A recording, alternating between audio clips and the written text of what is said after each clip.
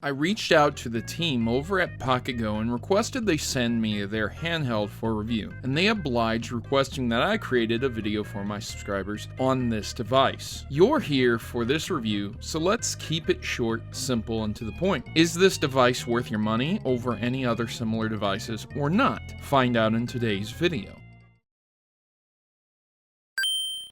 The PocketGo comes in two variants, one with an analog stick with several extra buttons, and one that focuses more on the retro systems. The first thing I want to do is actually look at the one I have, take a look at the shell itself. Encased in the shell, it looks like it's combined a Game Boy Micro, Game Boy Advance, and an original Game Boy Color scheme. We have ourselves one light device that weighs less than 5 pounds, looks gorgeous, feels great in the hand. Playing one of these will get the attention of other people, asking if it is indeed a special Game Boy or something. The PocketGo's face looks exactly like a Game Boy Micro. We have the typical D-pad, select and start, X, B, Y, and A small speaker on the bottom right, and an LCD screen itself built in with a light to tell you if the device is charging or on. Looking at the top shows the L and R buttons, a micro SD card slot for loading ROMs, an AV out port, micro USB charger port, a headphone jack, which is nice to see in 2019, and a reset button. All of these are labeled as well, so that's a nice touch that they didn't have to do. Moving to the back, we have a whole lot of nothing. No markings outside of the labels for the ports I just displayed, so it's pretty clean. Moving to the sides, you have a classic Game Boy wheel volume adjuster and an on-off switch. Finally, on the bottom, there's a strip of metal helping to seal and keep the structure of this device. Let's fire up the system and take a look at what it can do.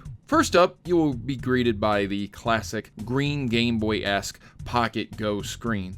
Then the OS, which is a light system designed to show tile-like applications. The first screen has all your in-house command programming items, even a media player if you don't have a phone and don't particularly feel like getting a media player. You can watch videos on this, though the screen is not suited to high resolution. Most of these applications are great for writing and testing ROMs, emulators, and programs, but you would be able to do that much faster and better on a PC, making them useless for people who just want to play ROMs or serious programmers. This is basically just for testing, not for writing the code itself. Moving on to the stock device, it contains one Game Boy, Game Boy Advance, NES, SNES, Game Gear, Genesis, Atari 2600, Atari Lynx, PC Engine, Arcade, FBA, Neo Geo, DOS, and a PS1 emulator. There are several others I gotta tell you are a bit odd, like the Game Boy Rumble variants and the Pokemon Mini, or Poke Mini. From what I can tell, these are for very exclusive games and hardware, which again is a bit strange due to the nature of them only playing one to a few games at max. It'd be like including a Virtual Boy emulator in this, and only being able to play 15 games. So it's a bit silly. But let's take a look at the core emulators and what you're likely going to be buying this device for.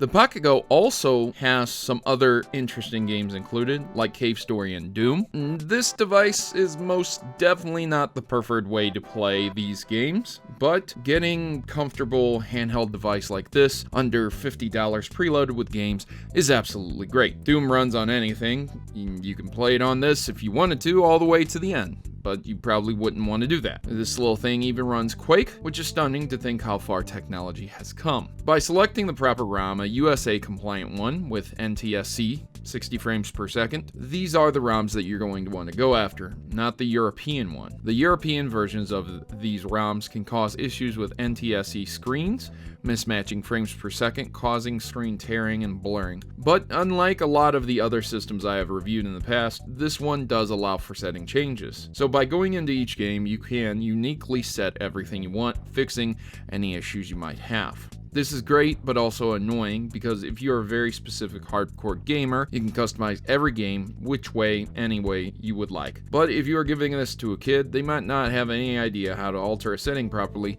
to play a game. But on the flip side, let's say your ROM has a slight issue with the music or an aspect ratio, you can fix that. You're not locked into specific settings, which a lot of handhelds do. So that's a big plus for this. You can change the controls, sound, video, anything you like, which is fairly rare in these emulation systems. The last thing I really want to talk about is the battery. I gotta tell you, I charged this like one time 2 weeks ago, and it's still holding a charge, making one of the most efficient devices regarding playtime that I have ever tested. So what's the final say? Is it better than the BitBoy or the Revo-K 101? Well, yes and no, depending on what you want. Okay, this is no slot to play exterior games, so it's an emulator system only. This device is not a vertical device, meaning it again is not the authentic Game Boy feel, but it is wide, which is more accessible to almost all emulators and not just the Game Boy specific. It also has an odd aspect ratio, and the PlayStation emulator works, but it struggles. And with games that require an analog stick,